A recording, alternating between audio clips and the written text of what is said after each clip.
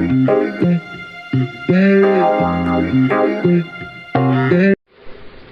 Everyone, आज के इस वीडियो लेक्चर में हम लॉ ऑफ थॉट के चैप्टर 6 थॉट against person, false imprisonment, battery and assault को कवर करने वाले हैं। तो चलिए स्टार्ट करते हैं अपने चैप्टर को। फॉल्स इम्प्रिजनमेंट करने से पहले आपको समझना है आर्टिकल 21 जो है वो क्या कहता है। As per article 21 it provide us right to liberty as well right to life all the individual person. Okay, तो ये हमें आर्टिकल 21 जो है राइट टू लाइफ गारंट करता है, राइट टू लिबर्टी गारंट करता है। बट फॉल्स इम्प्रिजनमेंट में क्या होता है कि अगर कोई पर्टिकुलर पर्सन जो है इंटेंशनली किसी के ऊपर टोटल रिस्ट्रिक्शन लगाता है, उसके लिबर्टी के ऊपर, उसके फ्रीडम ऑफ मूवमेंट के ऊपर, बिना उसके कंसेंट के, जो अनलॉफुल हो, जो जस्टिफिएबल ना हो, उसे हम कहेंगे false imprisonment. Basically false imprisonment जो है ना, ये लॉ ऑफ थॉट में फॉल्स इम्प्रिजनमेंट के नाम से जाना जाता है। बट ये क्राइम में, क्रिमिनल लॉ में जो है फॉल्स इम्प्रिजनमेंट का जो नाम है वो एज ए रॉन्गफुल कन्फाइनमेंट के नाम से जाना जाता है, जो सेक्शन 340 में आता है। ठीक है, 340 ऑफ आईपीसी में आता है।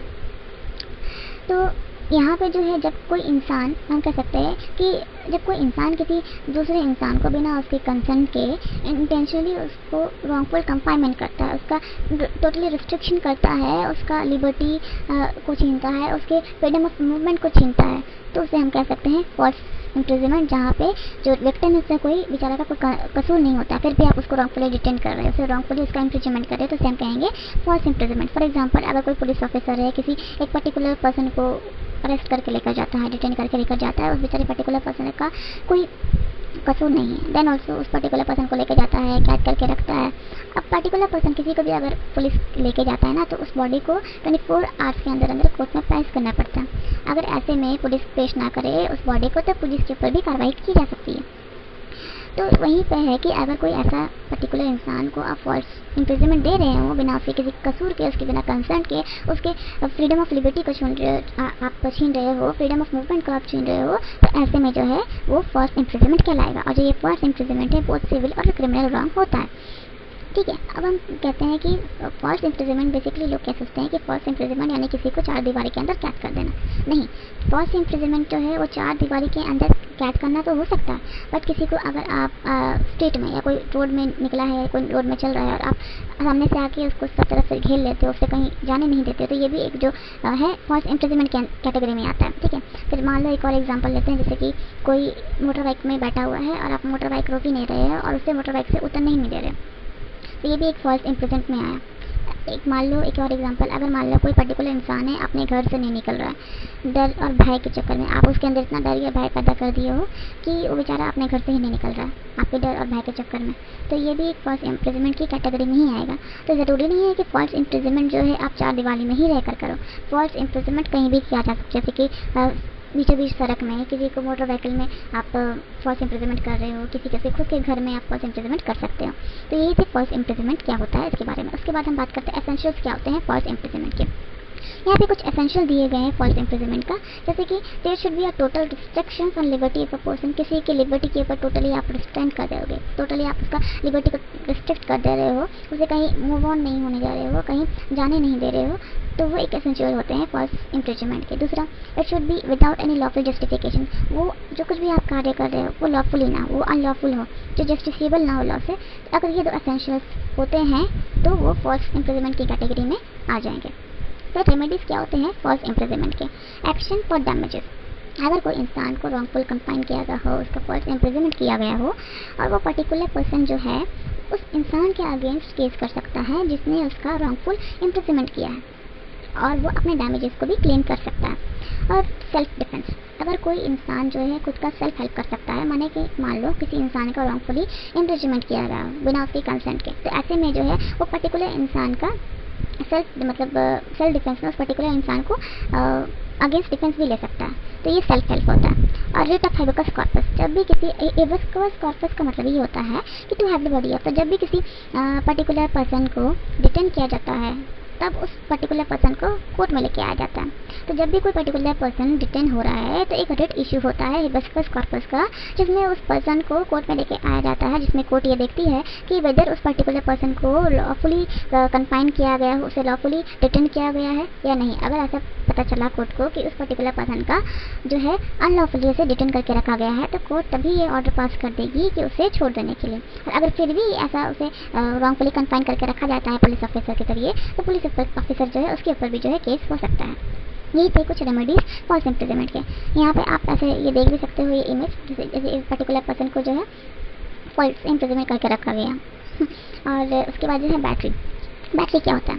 बैटरी टोटली मीन्स होता है कि जब कोई पर्टिकुलर पर्सन फोर्स का इस्तेमाल करता है पूरे इंटेंशन के साथ कि वो किसी दूसरे पर्सन को हार्म कॉज करे, या उसे नॉलेज होता है कि वो दूसरे पर्सन को अपने एक्ट से, अपने फोर्स अप्लाई करके उस दूसरे पर्सन को इंजरी कॉज करे, उसे हार्म कॉज करे, या उसके अंदर डर पैदा कर दे, अनॉयंस पैदा कर दे।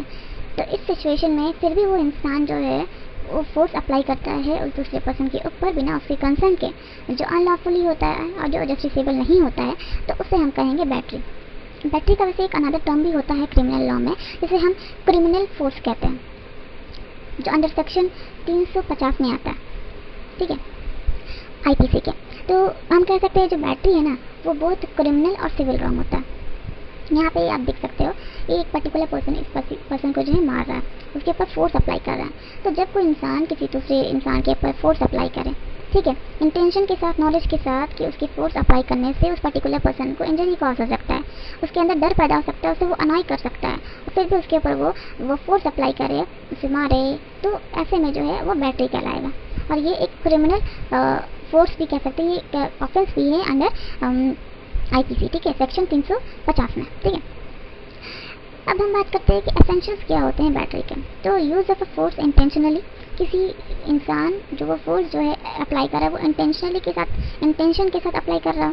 दूसरा, जो कोई फोर्स वो अप्लाई कर रहा है वो लॉफुल नहीं हो, जस्टिफिएबल नहीं हो, वो उसकी कंसेंट, उस पर्टिकुलर पर्सन के कंसेंट के अगेंस्ट हो, जस्टिफिएबल नहीं हो, लॉ के अगेंस्ट हो, तो ये एसेंशियल्स होते हैं बैटरी के। अब बात करते हैं असॉल्ट। ये रहा असॉल्ट का इमेज। यहाँ पर जो है ये आप देख सकते हैं, ये पर्टिकुलर पर्सन इस महिला को हाथ दिखा रहा है, अपना फिस्ट दिखा रहा है, अपना जो गेस्चर के साथ उस पर्टिकुलर महिला को डरा रहा है, बट उसके ऊपर वो फोर्स अप्लाई नहीं किया है।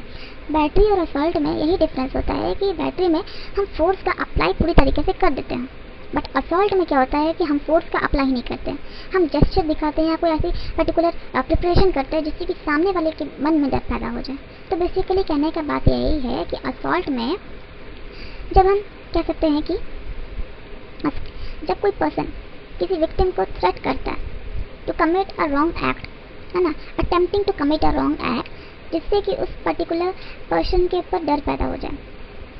और कैसे रॉन्ग एक्ट कमिट करना, माने कि मान लो कि कोई पर्टिकुलर पर्सन है किसी इंडिविजुअल विक्टिम के ऊपर जो है गेस्चर दिखा करके या कोई प्रिपरेशन करके, यानी कोई डंडा उठा करके या कोई गन उठा करके कुछ भी कर करके उस पर्टिकुलर पर्सन को दिखा रहा है, उसके अंदर वो थ्रेट डाल रहा हो, उसको थ्रेट कर रहा हो, उसके अंदर वो फेयर डाल रहा हो, ठीक है, कि वो उस रॉन्ग एक्ट को कमिट करने जा रहा है, बट वो कमिट नहीं कर रहे हैं, उस बस खाली दिखा रहा है कि वो कर सकता है ऐसा रॉन्ग एक्ट। तो वैसे में अगर वो उसके उस असॉल्ट की वजह से, उसके वो attempt of committing a wrong act की वजह से अगर सामने वाले के मन में डर पैदा हो जाए, भय पैदा हो जाए, तो इसे हम कहेंगे असॉल्ट, ठीक है। बैटरी में एक और चीज़ है कि बैटरी में जो होता है ना कि फोर्स का ही अप्लाई किया जाए। बैटरी में ये ज़रूरी नहीं है कि हम हमेशा फोर्स का ही अप्लाई करें। बैटरी में क्या होता है ना कि some time even if we do not use force, then also we do hurt the sentiments of other person as well. Like मान लो कि अगर कोई पर्टिकुलर पर्सन चल रहा है रास्ते में और कोई पर्टिकुलर पर्सन है उसके ऊपर मिरर लेकर के उसके फेस में वो मिरर से रिफ्लेक्ट कर रहा है, तो मिरर का रिफ्लेक्शन की वजह से सामने वाले को बहुत ही अनॉयंस हो रहा है। तो ऐसे सिचुएशन में भी हम फोर्स का अप्लाई तो नहीं कर रहे, बट सामने वाले को तकलीफ दे रहे हैं, तो ये भी एक बैटरी के इसमें आ जाएगा। और वही असॉल्ट जो है, हम फोर्स का अप्लाई नहीं कर रहे हैं, हम धमका रहे हैं सामने वाले को, उसके अंदर डर पैदा कर रहे हैं by showing a gesture or anything or any preparation, but हम वो काम नहीं कर रहे हैं, तो वो असॉल्ट की कैटेगरी में आएगा, ठीक है। तो यहाँ पर जो हमारे चैप्टर था कंप्लीट हो चुका है। अब हम मिलेंगे नेक्स्ट वीडियो में नेक्स्ट चैप्टर के साथ, तब तक के लिए बाय, टेक केयर।